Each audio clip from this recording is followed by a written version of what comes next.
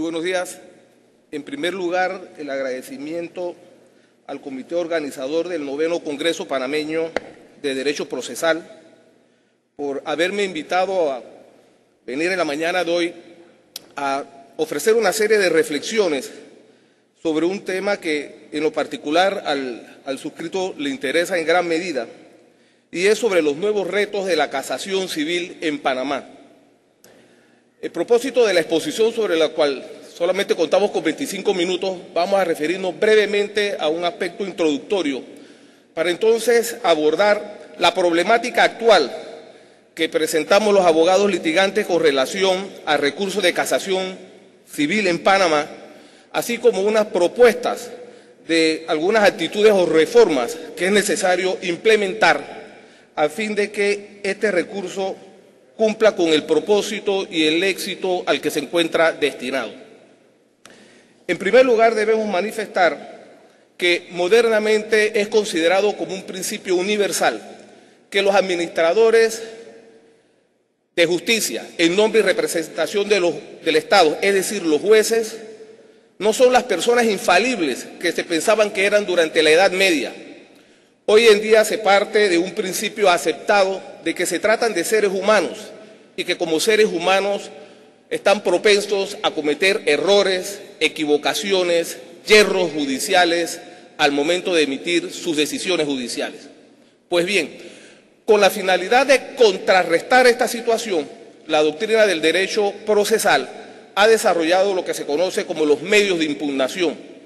Estos medios de impugnación crean un sistema complejo de jerarquías jurisdiccionales, donde por regla general se establece dentro del proceso la segunda instancia.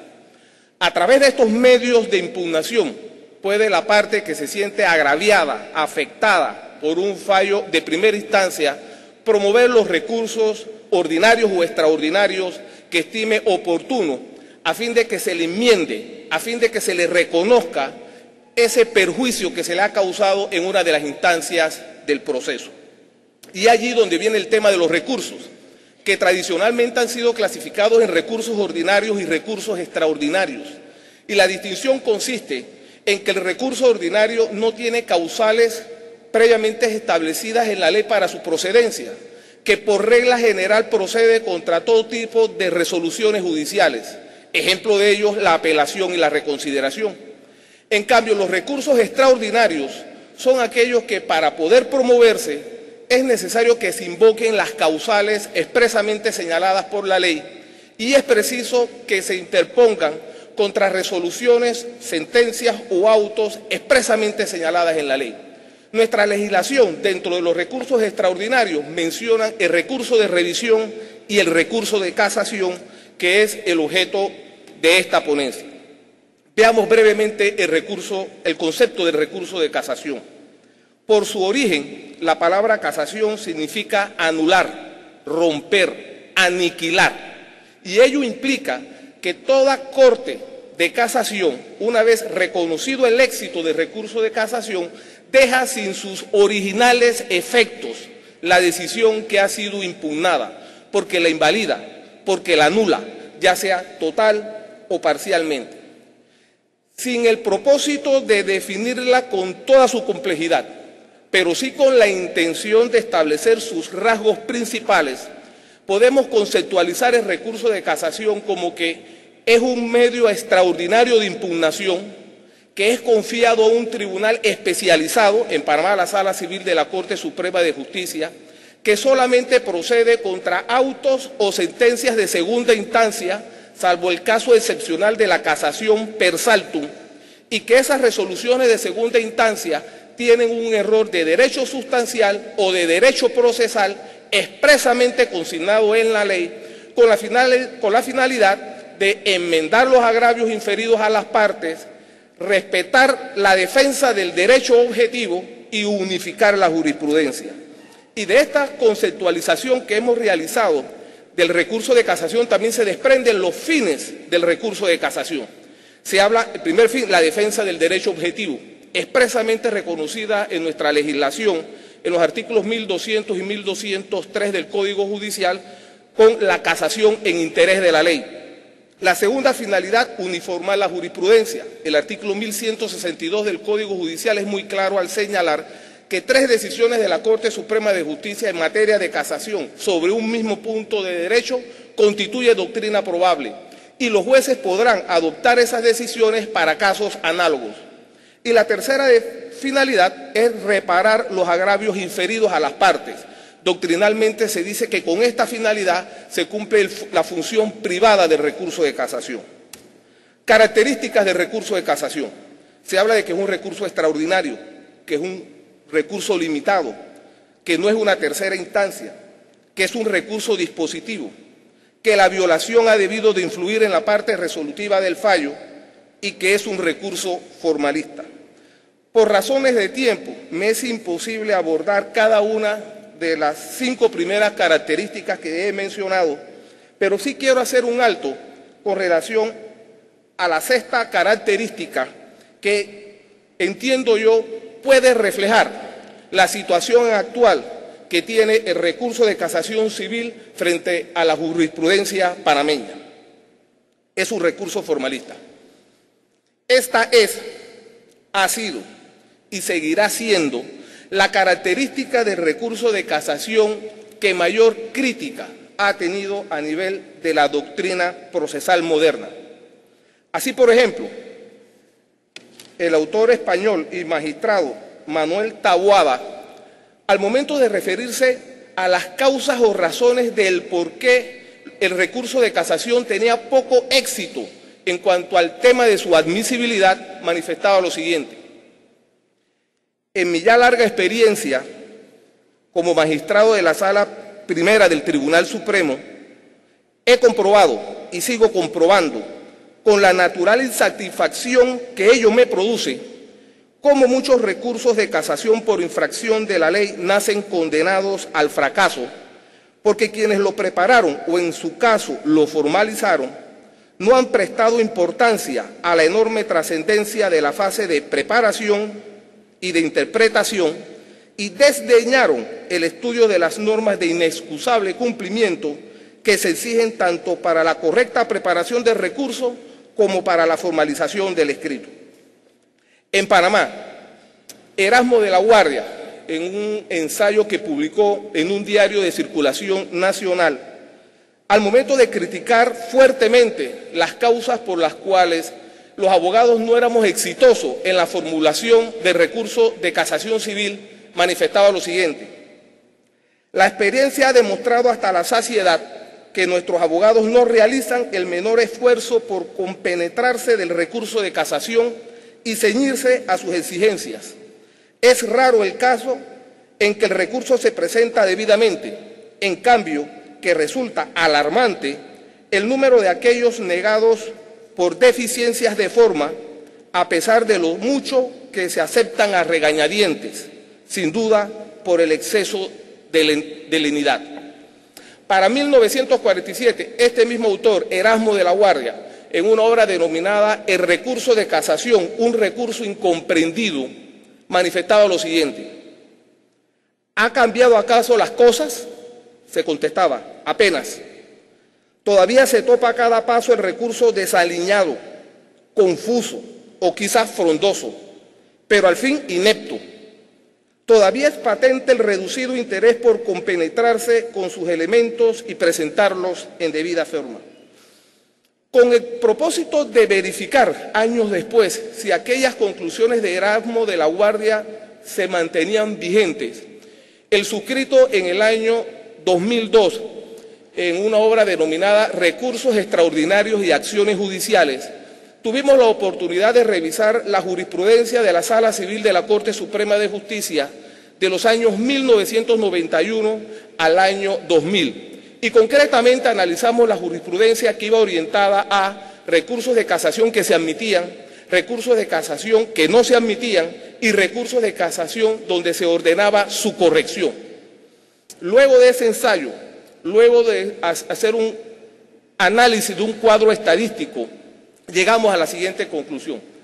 Compartíamos parcialmente con Erasmo de la Guardia de que efectivamente el recurso de casación no estaba logrando tener el éxito que se esperaba.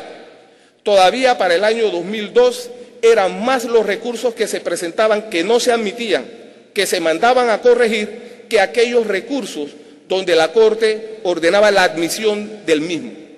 Sin embargo, en lo que no compartíamos las afirmaciones de Erasmo de la Guardia era cuál era la causa que daba lugar a que los recursos no se admitieran o que los recursos se ordenaran su corrección. Y concluíamos que existían dos posibilidades. La primera, que el abogado litigante desconociera las normas del Código Judicial a propósito de las formalidades que debe de contener un recurso de casación civil, o la otra, que la Corte Suprema de Justicia, a través de jurisprudencia, fuese creando, estableciendo o instituyendo formalidades, requisitos y presupuestos no contemplados en la ley. La tendencia actual, tanto de la doctrina como de la legislación, es de ir eliminando en lo máximo posible esos formalismos que debe de contener el libelo del recurso de casación, con la finalidad de que la Corte entre a conocer el fondo de la controversia. Nuestro Código Judicial no es ajeno a esa situación. Nuestro Código Judicial establece que solamente dará lugar a la no admisibilidad del recurso de casación civil por razones de forma cuando se cumplen con algunos de las formalidades o requisitos establecidos en el artículo 1175, que lo vamos a ver más adelante, o cuando el recurso es ininteligible.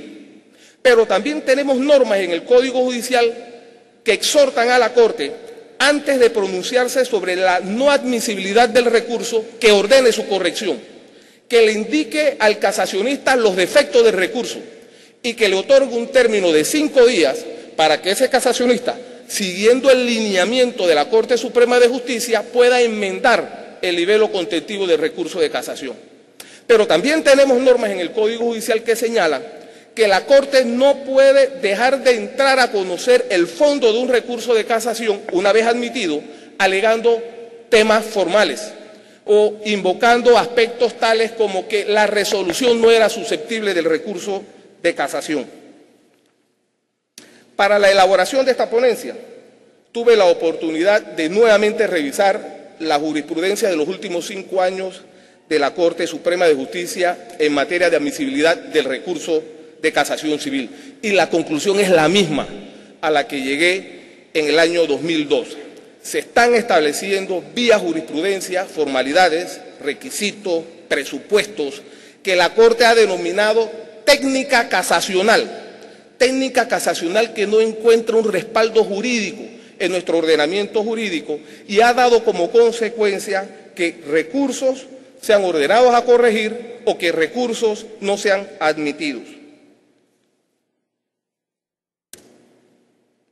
El artículo 1175 del Código Judicial es aquel que establece cuáles son los requisitos o cuáles son los presupuestos que debe de contener un libelo de un recurso de casación civil, y son 3. Que tenga una causal, que tenga motivos y que se citen las normas de derecho infringidas y la explicación de cómo lo han sido. Me permito comentarles alguna jurisprudencia de la Corte Suprema de Justicia donde no ha admitido recursos de casación o donde se ha ordenado la corrección del recurso de casación fuera de estos 3 requisitos. El primer elemento donde la Corte ordena, por regla general, la corrección de los recursos de casación por presupuestos no contemplados en la ley es con relación a ante quién se presenta o ante quién se dirige el recurso de casación. La Corte lo que ha planteado es que, de acuerdo al artículo 1101, el recurso de casación civil debe de ser dirigido al magistrado presidente de la Sala Civil de la Corte Suprema de Justicia. Sin embargo, muchos casacionistas lo dirigen frente al tribunal donde lo presentan, es decir, al Tribunal Superior. Por esa razón se han mandado a corregir recursos de casación. En el tema de las causales, concretamente en las causales de forma, nos encontramos con numerales que tienen varias causales y se dan recursos de casación donde el casacionista cita todo el texto, pero destaca con negrillas y subrayado la causal que le interesa. El motivo guarda relación con esa causal, la disposición legal guarda relación con esa causal y la Corte señala, Se entiende cuál es la causal que el casacionista está alegando, no obstante lo manda a corregir para que tenga una denominación correcta de la causal, suprimiendo los otros presupuestos o supuestos que se contemplan en ese numeral. El tema de los motivos. Ese es el gran dolor de cabeza de los abogados que preparamos los recursos de casación. Se mandan a corregir motivos. La Corte, ¿qué es lo que ha dicho? En materia probatoria, cuando cuestionas la prueba, es necesario que cites la foja. Se han dado casos donde se cita una foja de la prueba, pero no se menciona qué clase de prueba es. La Corte manda a corregir el recurso diciendo tienes que establecer si es una prueba pericial o una prueba documental, y si es una prueba testimonial, tienes que decirme cuál es el nombre del testigo. Se dan presupuestos en los cuales se cuestiona el valor probatorio de una prueba pericial. El casacionista cita la foja donde están las conclusiones y la Corte lo manda a corregir diciendo no, me tienes que plantear de la foja donde comienza el recurso, perdón, donde comienza la prueba a la foja donde termina la prueba. En el tema de los motivos también se plantea, en muchos casos, los casacionistas invocan, por ejemplo, 3 motivos. El primer motivo tiene su cargo de injuridicidad, el segundo motivo tiene su cargo de injuridicidad, pero en el tercero se suele hacer una conclusión de los cargos de injuridicidad anteriormente planteados. Se manda a suprimir ese tercer motivo, argumentando que no tiene un cargo de injuridicidad. Nos encontramos con motivos donde el casacionista transcribe alguna parte de la sentencia de segunda instancia. La Corte ha señalado que hay que mandar a corregir el recurso porque no es propio en el motivo transcribir la parte de la sentencia. Pero por otro lado, cuando el casacionista trata de parafrasearla, trata de interpretarla, entonces también lo manda a corregir argumentando que tiene apreciaciones subjetivas y personales. En el tema de las disposiciones legales infringidas, también nos hemos encontrado con fallos donde la Corte ha mandado a suprimir, a eliminar un artículo que ha sido citado por el casacionista, argumentando que esa norma no guarda relación con el planteamiento jurídico. Pero por otro lado también ha invitado al casacionista a que adicione un artículo que no fue citado por el casacionista en su recurso de casación.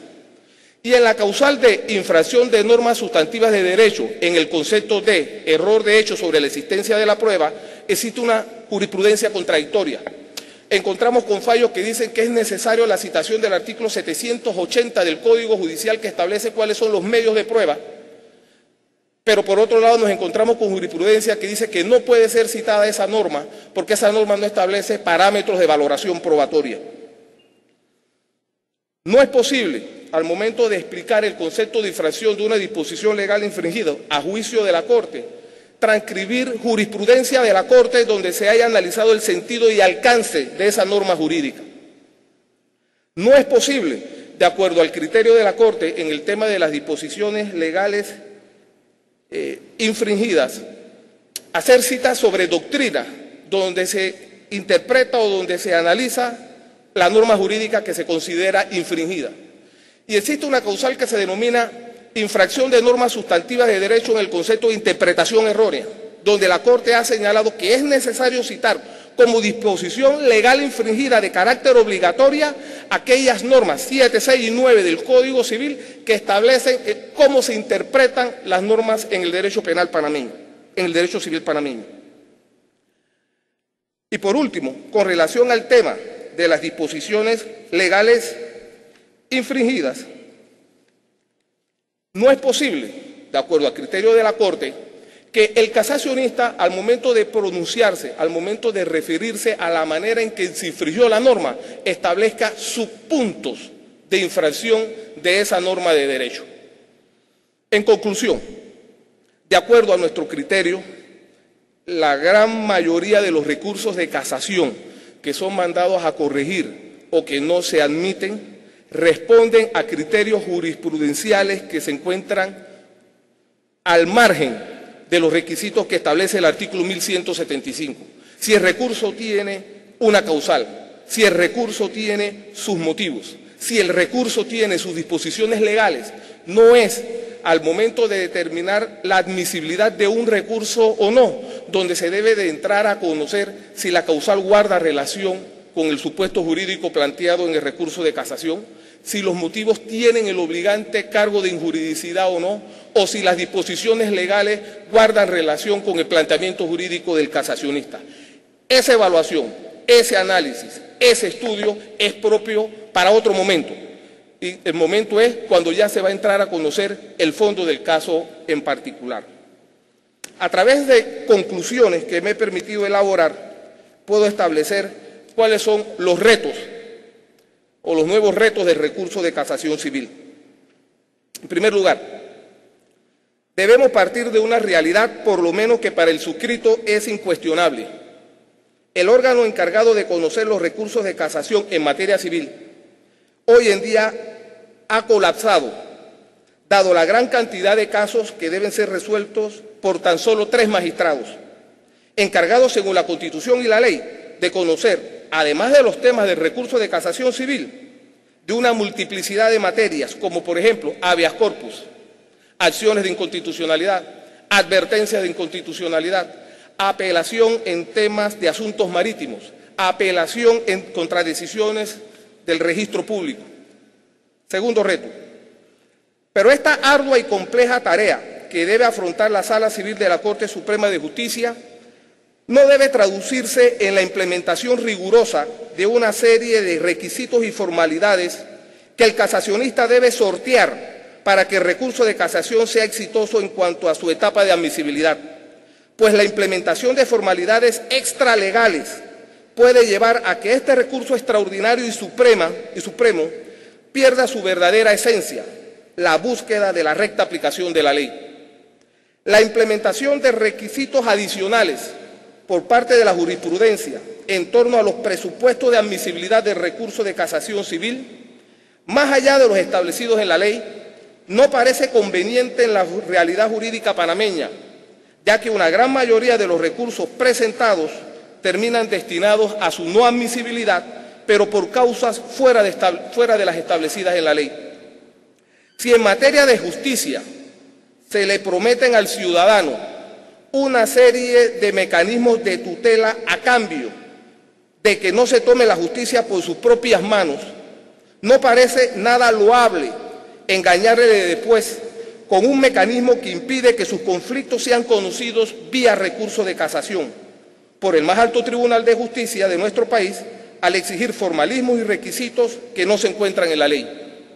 Una postura formalista de nuestra jurisprudencia en materia de casación no es un modelo a seguir y se aleja sin lógica alguna de la clásica tutela judicial efectiva.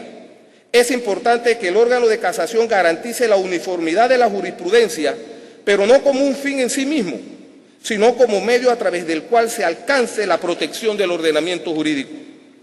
2 conclusiones nada más, presidente. Por lo tanto, cualquier reforma que se intente al recurso de casación debe pretender ir alejándola de su carácter primigenio. Una correcta caracterización histórica de la casación nos mostrará cómo el legislador orienta sus últimas propuestas reformistas hacia una inevitable transformación del recurso en una institución nueva, flexible y en búsqueda de la solución de aquellos casos donde se denuncia la violación de la ley sustancial.